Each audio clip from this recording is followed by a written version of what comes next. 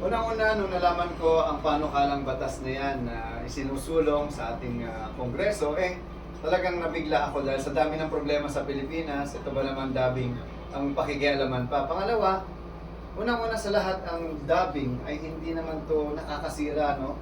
Dahil may option naman ang mga tao na pumili kung anong lingwahe ang panonoorin nila, lalong-lalo na ngayon sa YouTube. Pangalawa, kung ano man yung gustong iparating ng mga palabas na yan, mas nakakarating yan sa mga ordinaryong tao, lalo-lalo na sa masa. Kaya nga tayo kumbaga ang tawag namin dyan ay localization or Filipinization. O kumbaga, inilolocalize natin yung lingwahe para mas maintindihan at mas maunawaan ng mga taong manonood kung ano talaga yung konteksto at gustong palabasin ng palabas na yan. Kasi nga, nasa sarili nating wika.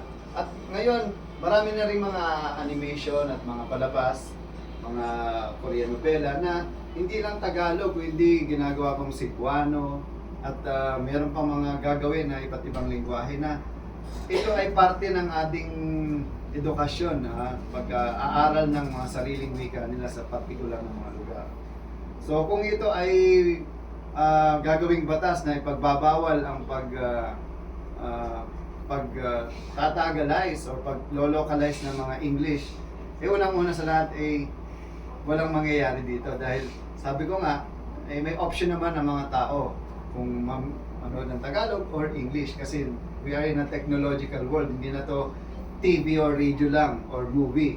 Ayun, may YouTube na, may Netflix at iba't ibang mga online platform na kung saan pwede silang mamili kung anong lingwahe yung panonoorin nila. At kaya nga ang Netflix ay nagtatagalog at nag-iibang lingwahe dahil alam nila na mas maraming nararating itong mga tao, lalo-lalo na sa Pilipinas.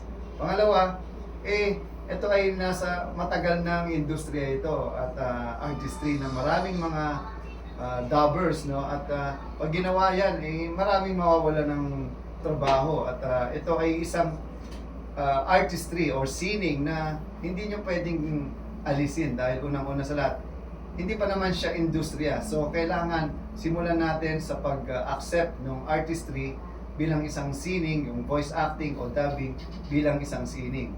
At ito ay magandang itinuturo sa kabataan para mas maintindihan nila paano ba ang artistry or sining ng pagboboses. Ito ay voice acting is the art of becoming. So dito sa aming eskwelahan, sa Certified Voice Artist Program, itinuturo namin kung paano maging isang voice artist, hindi lang isang voice talent.